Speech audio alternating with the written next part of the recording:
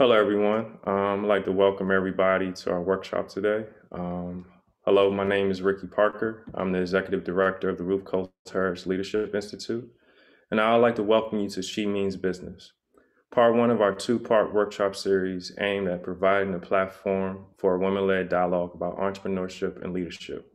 Before we begin, I would like to welcome and introduce our panel featuring the founders of the Jackson Ward Collective. First, I would like to introduce Rasheeda Creighton. An experienced corporate executive turned entrepreneur, Rasheeda has always taken the road less traveled. During her 15 plus year corporate career at a Fortune 100 company, she leveraged her law degree to move from negotiating technology contracts to overseeing significant business relationships with large corporations and small businesses alike.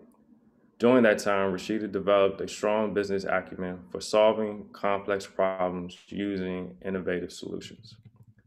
Next, I would like to welcome Kelli Lemon, a social entrepreneur and consultant that is passionate about changing how people live in Richmond, Virginia.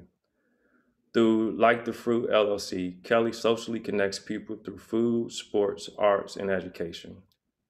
Late 2018, she made her dream a reality and opened her social cafe, Urban Hang Suite, at 304 East Broad Street in historic Jackson Ward. She is also the host of Richmond popular podcast, Coffee with Strangers. On the weekends, Kelli is making Virginia residents a little richer while supporting public schools K through 12 at the daytime draw show host for the Virginia Lottery. And most recently, Kelli is also helping Black-owned businesses learn, grow, and own as a co-founder of the Jackson Ward Collective.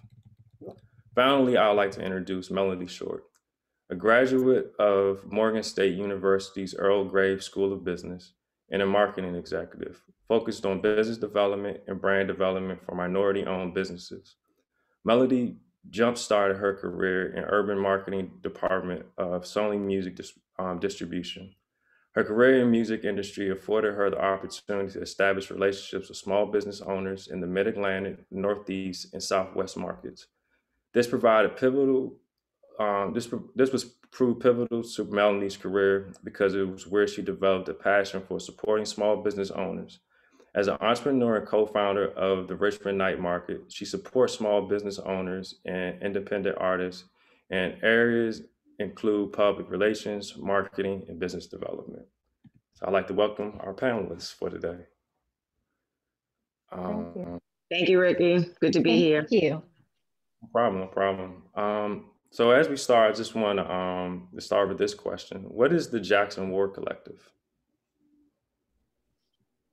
The Jackson Ward Collective, we like to describe ourselves as a hub. So we connect Black business owners at any stage in any industry, first and foremost to each other. One of the things that we all recognize as entrepreneurs ourselves is that community is really important. It's an important part of our culture, but it is also an important part of the entrepreneurial journey, which can be very lonely.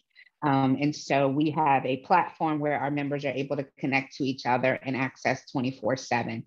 And then in addition to that, we connect our members to resources, because part of why we were started and how we came together was recognizing that there are a lot of opportunities out there, there are a lot of resources out there, but we don't always know how to take advantage of them. And we were not seeing ourselves and our community represented in those spaces. And so we have partnerships with Hunton, Andrews, Kurth, Capital One, Virginia Community Capital, Metropolitan Business League, the State Small Business and Supplier Diversity Office, just a host of different organizations that have resources available to entrepreneurs. And so we connect our members to those resources, but we also connect our members to what we call our service partners, which are Black-owned businesses that provide services to small businesses. So whether that's accounting, legal, HR, commercial real estate, insurance, coaching, kind of anything that you would need to run your business, we try to make sure we're connecting our members to those partners as well, which allows us to continue circulating the dollar in the Black community. And so we consider ourselves to be a hub. We are not the end all be all. We don't know everything, but we certainly do try to make sure that the resources are available to our folks through a very individualized approach. And Ricky, just to kind of piggyback, my end of things is we want to own the block. We want to go back to the real estate part of this. Historically, we own the buildings to which our businesses were in. And unfortunately, that is not the case for a majority of us right now. So, part of our end goal is the real estate game, and let's take back these blocks. No, thank you. I think that was very enlightening, and I think it kind of gives some more context around the work you're currently doing. I know I briefly spoke about each of your backgrounds outside of the Jackson Ward Collective, but can you each just kind of speak on your individual experience within entrepreneurship and leadership?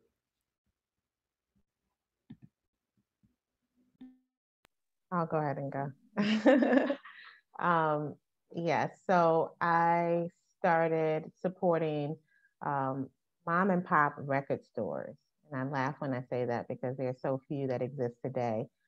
During my time with Sony Music Distribution, so although employed by the organization, I did additional work to support the mom and pop record stores by way of marketing and business development, because oftentimes those business owners, they were well versed in the music aspect of the business, but not so much familiar with the best ways to market their spaces or services and products that they had available. So I started that maybe 20 years ago.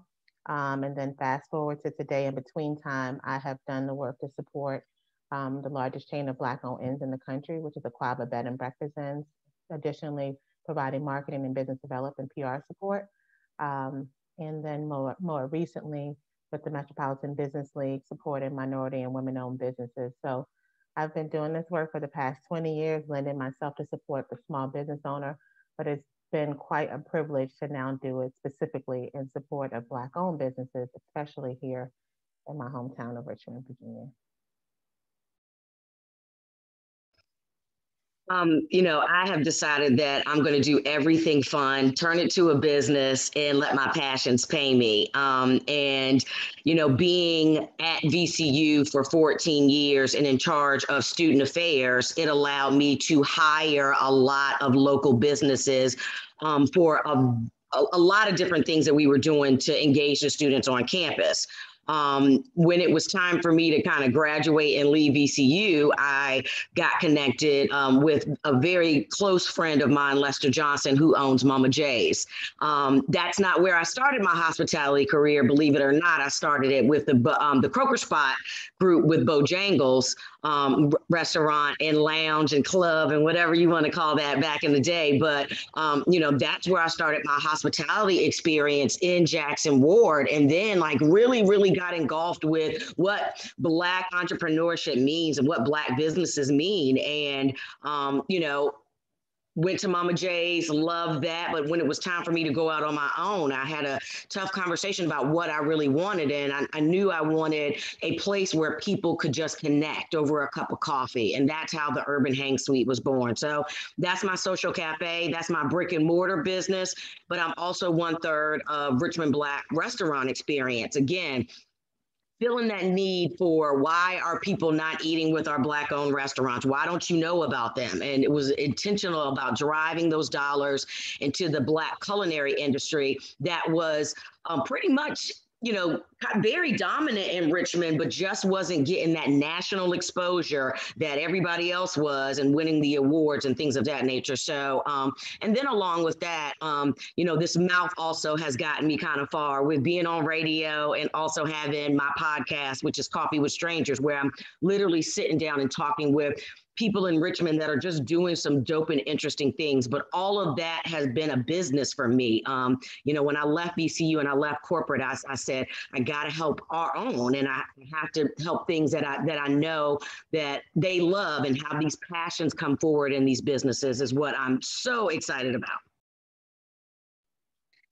So I think you mentioned I have a law degree, and I actually kind of started my career in that space doing contract negotiations, technology contract negotiations for Capital One.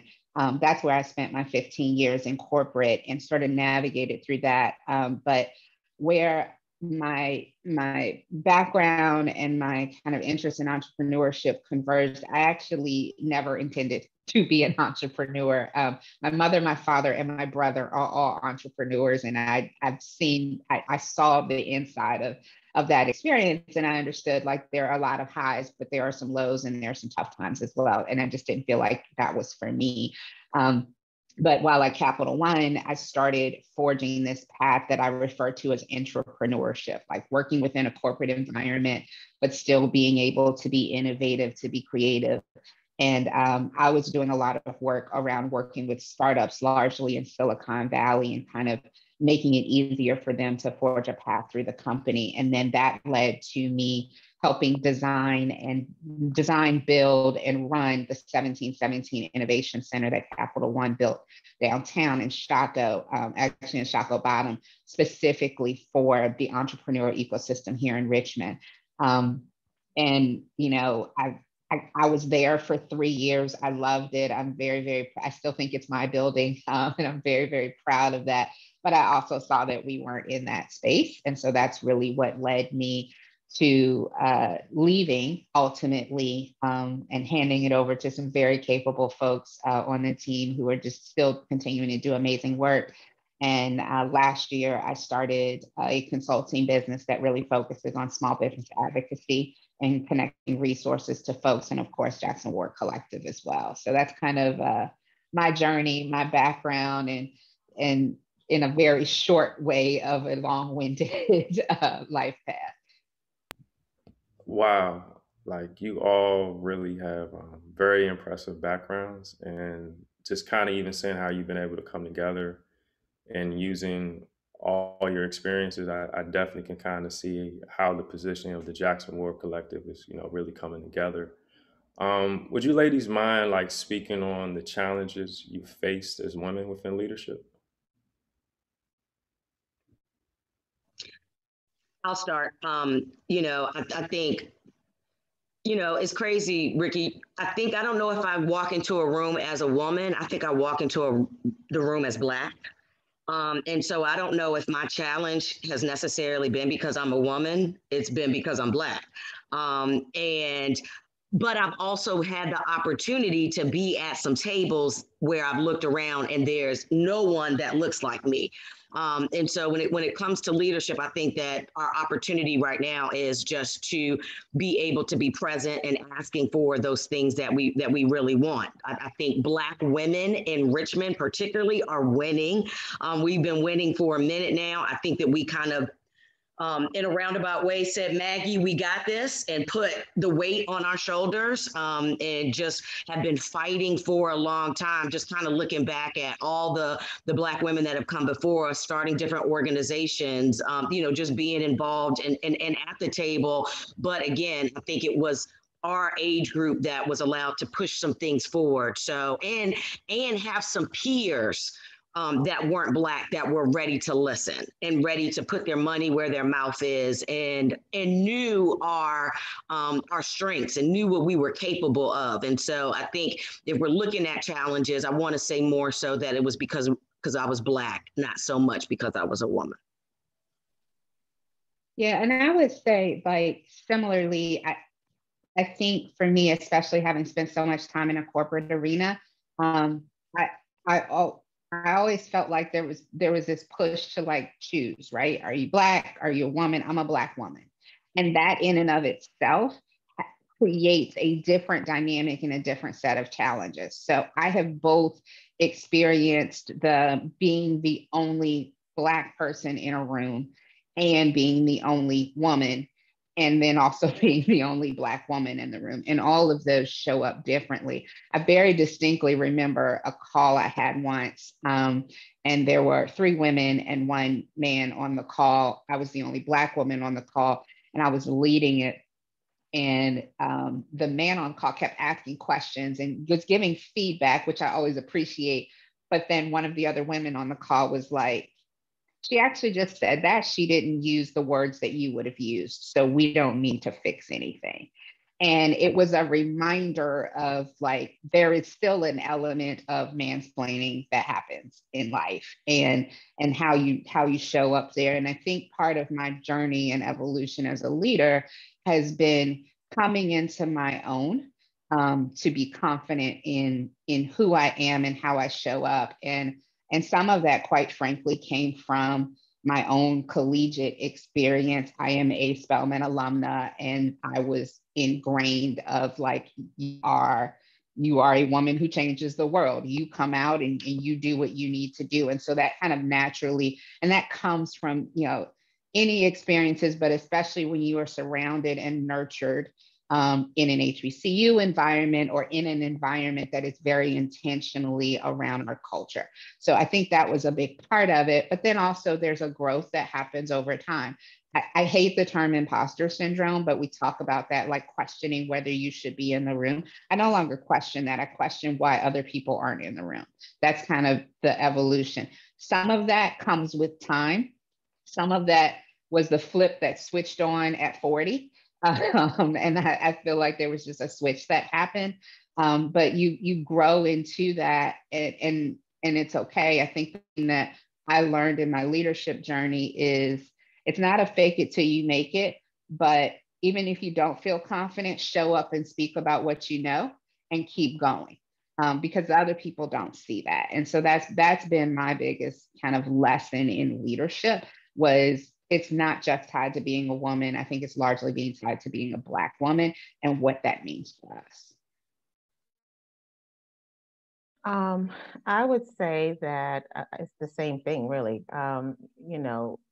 My experience has been not seen or heard, but I don't know that it's strictly because I'm a woman. I've always felt that it's because I am a Black person or a Black woman. I think it's a combination of both. And I most experienced that like in the Southwest market of this country, working in the music industry with like all white men that were like 20 years or older than myself. And so any feedback that I was requested was reserved to anything around Black music and Black music only. So it was as if I didn't have the capacity to give feedback or create marketing plans around artists that were not hip hop artists or jazz artists or gospel artists. That's the one thing that's always stuck out to me, and likely because I was incredibly young doing that work, and it was so blatant. I would say it was probably my early experiences with racism. But yeah, I mean, I think that my attitude is such that I just kind of dismiss it and ignore it, because I always think that, I feel like I belong in every space that I'm in personally. And so it's like, it's for those others to have to deal with it. And it's just what it is. But yeah, so that's my experience. Nah, thank you. I thank you all for your transparency and your openness, just even with that question. I know one thing that stood out for all of you was race. And for our next question, I just want to ask you, like, how does a city like Richmond achieve racial equity through entrepreneurship? I would say that Richmond is fertile ground for achieving racial equity, to be honest. I mean, through entrepreneurship specifically. Um, One way that Richmond can achieve it is supporting the Jackson Ward Collective. That's a very easy way. Just reach out to us and we'll give you all that, we'll let you know all we need so that we can continue doing the good work of the Jackson Ward Collective. But also, there's a model out of Baltimore that I have been incredibly attracted to. And this model, what they're doing in Baltimore, they are giving Black-owned businesses storefronts in downtown Baltimore. So that's something that I think Richmond and Baltimore are similar cities in terms of size and activity that's happening. But there's so many dilapidated buildings that we have in our city. Give up the commercial real estate and also give up some capital by way of grants to accompany that real estate that you're giving Black-owned businesses, and couple that with technical resources. I think that that's an incredible model. It's called Boost out of Baltimore, but I'm incredibly drawn to that program because I think it's a very simple resolution, and it allows cities to, kind of put their money where their mouth is. If you want true racial equity, you have to allow us to start from a more of an even playing field. And that hasn't been the case up to this point. Okay, kind of piggybacking off of that question, how can we create more inclusive spaces for change within Richmond? I think it's really important for us to always ask the question about whose voice is missing, who might be missing from this table. And it's not just about the decision making. Like, I believe in building our own tables. I believe in bringing each other together. But what I also understand, and I think we all understand and know, is that you can't do it alone and you need supporters. Now, you also have to know those supporters have to understand and know where their role is, because every role isn't front and center. And sometimes it's behind the scenes. Sometimes it really is on the sidelines in that supporting role. But we miss out on inclusivity when we forget about who's there, that what voice is missing, who is not being heard, who is not being elevated. That can be across multiple lines. It can be across race or gender. It can be across various identities. But also we have a bias towards this confirmation bias, right? I want people who have the same opinions, and being able to challenge and learn is what's really important. Like, even if you use something as simple as social media and some of these groups that they have, like you go in there and your voice is drowned out by those who are the loudest. But we need to learn how to be quiet, to listen to those who might not be as loud, but still have something important to say. And so when we create these spaces, we have to create them with the intention of everyone is welcome and everyone can be heard, because we learn how to have those moments of quiet to be able to hear what everyone has to say. And we're better when we learn from each other. It doesn't mean that it's about changing anyone's opinions, anyone's perspectives, any of that stuff. It's just being able to allow what I always use this term my brother likes to use, which is a brave space, which is not a safe space, because you can't guarantee safety, but you can guarantee an environment where it is okay to be brave enough to raise your voice and to speak your truth. And I think if we do that, we can have much more inclusivity beyond what it visually appears to be. No, that's a great answer.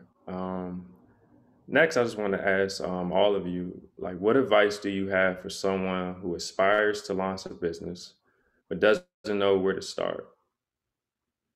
Start with the Jackson Work Collective if they're Black. Yeah, and we don't want it to be that simple, but if it is really that simple, we're allowing people that have just ideas to be involved, and I think that is going back to what Rasheeda was saying about the brave space. I love that so much. I didn't know about that, so I'm going to use that so much more. But and I see some of our members that are also a part of this conversation right now. But it is allowing you to take that first step without having to worry. My running joke is always about, there is someone out there that's cooking these dope cookies, and we haven't tasted those cookies yet, but the whole family's tasted the cookies. Every wedding, every catering job, this person is making those cookies. But why haven't the rest of the world tasted these cookies yet? And it's because that one little step on faith, maybe because they only have time to make these cookies on the weekends because their full-time job is so exhausting, or they got to take care of the kids, or, their parents or their grandparents. You just kind of never know the situation. And one thing about the Jackson Ward Collective is we're just so unapologetically Black, right? And we understand that we have all of these things that are going on in our lives that don't allow us to just live our dreams sometimes. whether that's the resource, the opportunity, or the capital. And so when we say it's as simple as starting with us, just stick your foot in the water. We do offer scholarships, or our monthly plan is not that expensive, for you to kind of figure out whether or not it's time for you to start this right now. We'll help you get your LLC. We will talk to you about your building your A team and all of those things. So I think right now, just do it. If it's been bubbling in you for a little while, take the first step, put it on paper, and then maybe call someone. If it's not the Jackson Ward Collective, there's a lot of different resources that are out there, but call someone to just get your dream started. I think that like get started is so critical because, and we've all done it. I got a couple of old ideas that are in a notebook somewhere that like I got shook, I got nervous, and I just didn't do it. And I put on my LinkedIn about a month or so ago, like my lesson for 2021 is just do it. If you got to do it scared, just do it.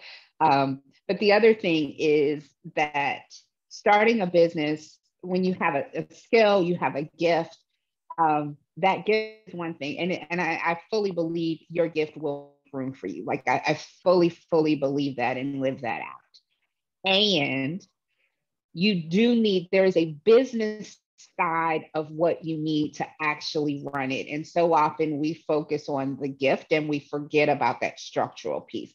And so when Kelli and Nell and I talk about like join Jackson Ward Collective, it's not just because we want people to join, but really what our goal is to come alongside you, to come alongside your business, to help you at every step of the way. Because so often we, particularly in the Black community, we miss out on opportunities because we didn't have something in place, because we didn't have everything sort of buttoned up, because we don't know what those things are. And so our goal is to say, hey, this looks good. We need to work on these things.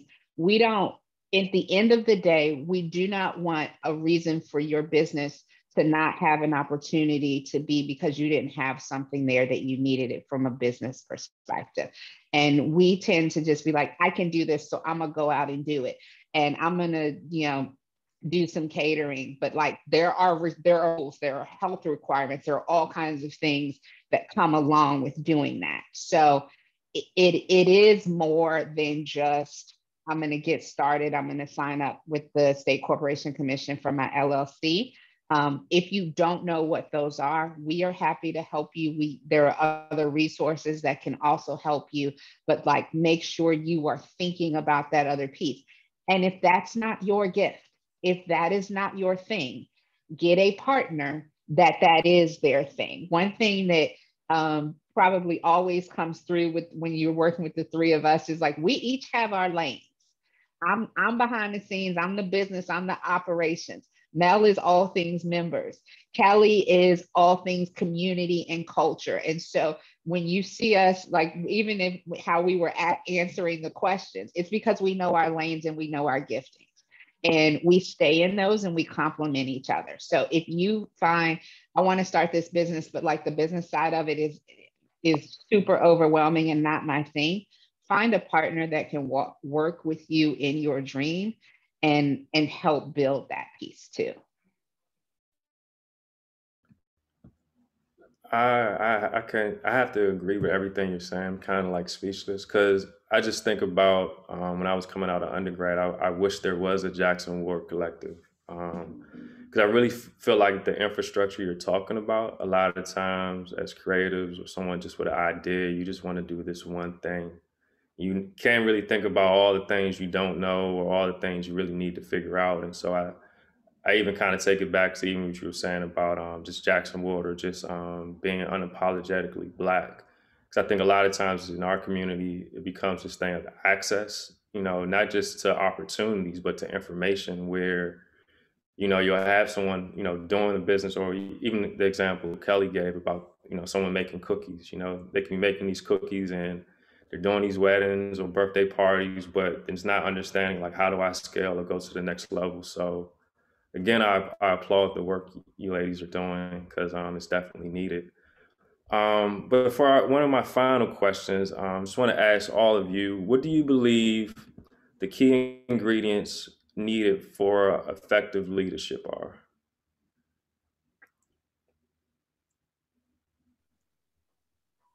So I'm not as much of the talker as Rasheeda and Kelli, so let me just slide mine in really quickly.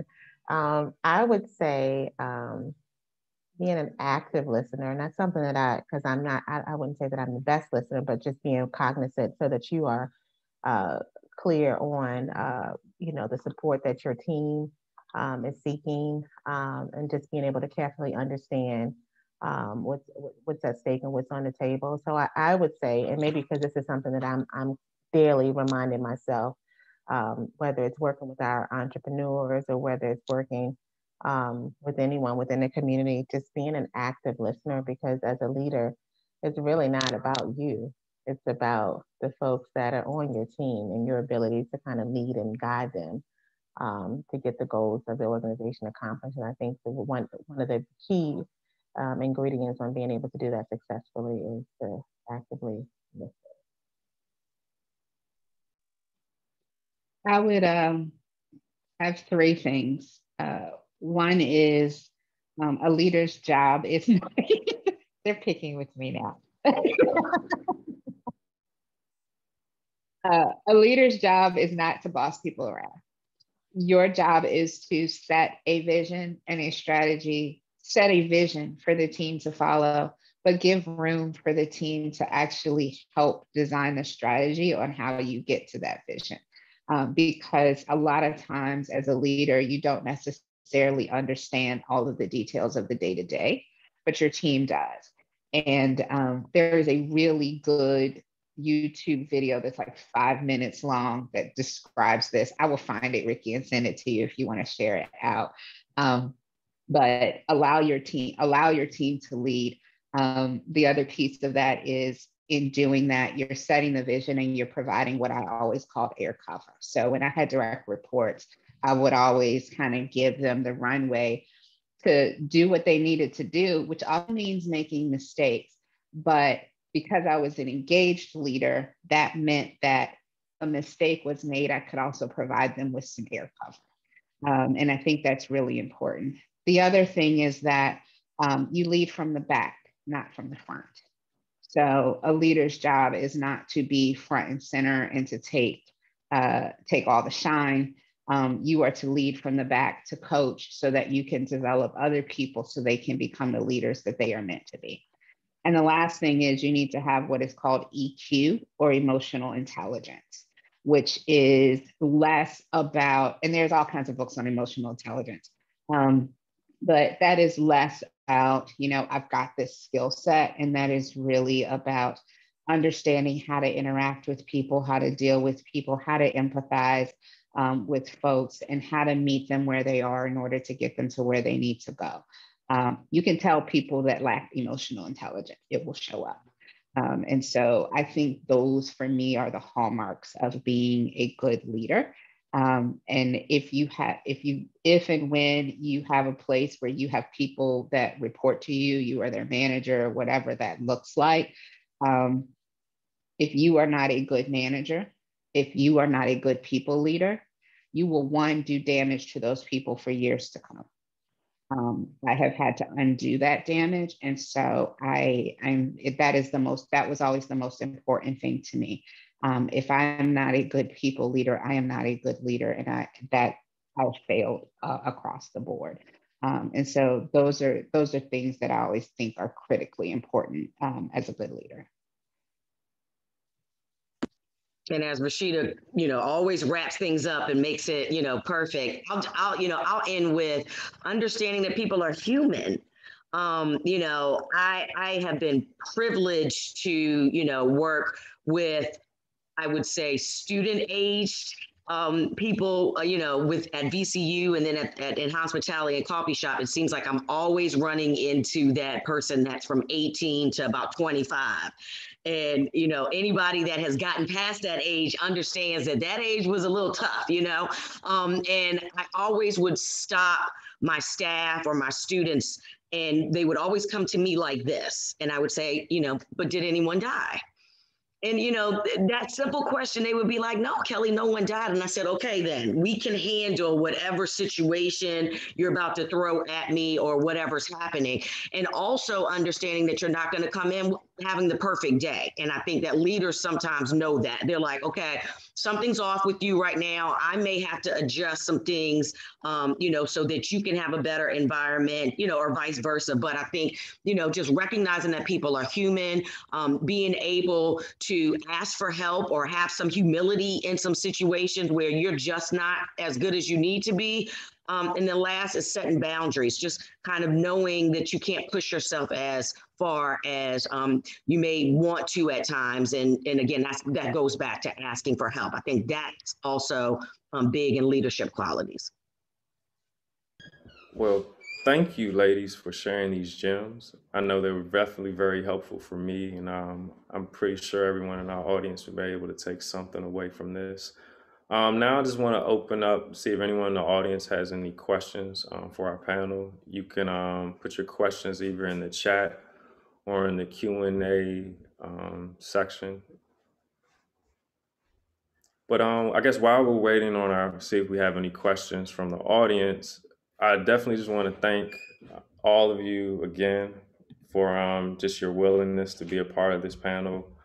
I think each of you has a wealth of knowledge that just kind of seeing, I can definitely see the value of the Jackson Ward Collective just even from this conversation. And I'm just really excited just to kind of see what the organization is going to do in the near future, as well as just all the things that each of you are going to be doing within your careers. Don't have any questions, but I guess before we close, do any of you have any final thoughts or takeaways you would like to leave?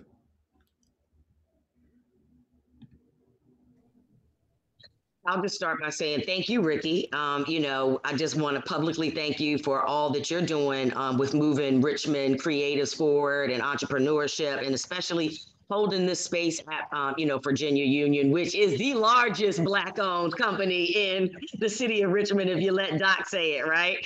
And so, again, just you all's legacy and everything that's happening over at Union, just want to thank you guys for allowing us to be on this platform, but also, I'm big on who's got next. And I know that y'all's energy, I know this next generation got it. The Black creatives that are in Richmond right now are just doing some major things. And so Jackson Ward Collective is very humble to be uplifting them as well. We actually had one question come in. I believe this is for Melody. Someone asked, could you talk a little more about the Baltimore storefronts for small businesses? Yes, I can. It's actually, I want to try to, if I can pull it up, it's called Boost. It's the downtown Black-owned and occupied storefront tenancy program. And so they are identifying a couple of Black-owned retail businesses so that they can give them storefronts, and they're also going to give them up to $50,000 in grants for capital and operating expenses. So if you look up, let me just see, Boost Baltimore. I am going to drop it in the chat and you can dive into it a bit more, but I think it's incredibly innovative, and I think it's something that can be replicated in other markets to include Richmond.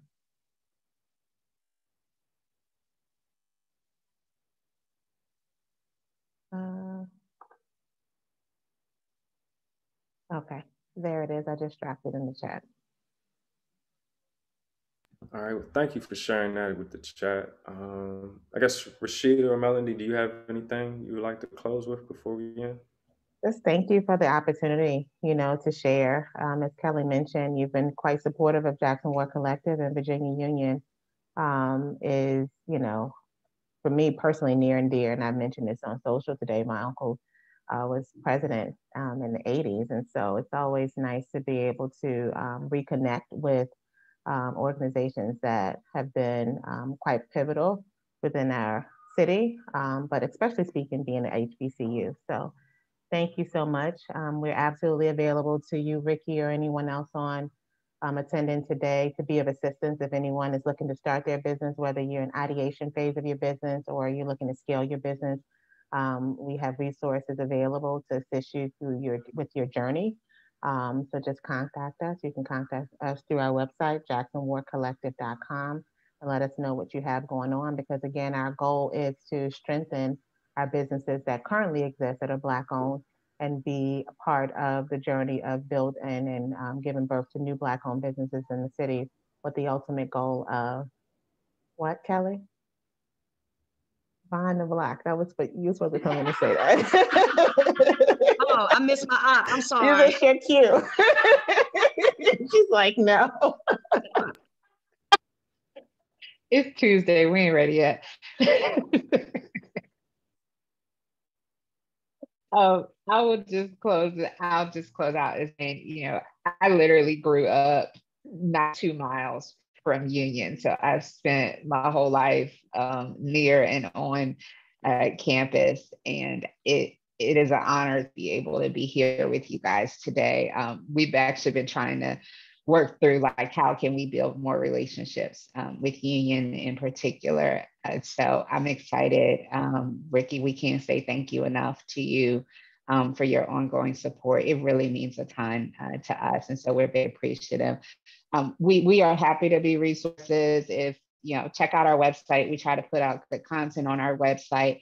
And, you know, if you have an idea percolating and you're not sure what to do with it, like, please reach out to us. We do have scholarships, so we would be happy to help and engage and share that scholarship information.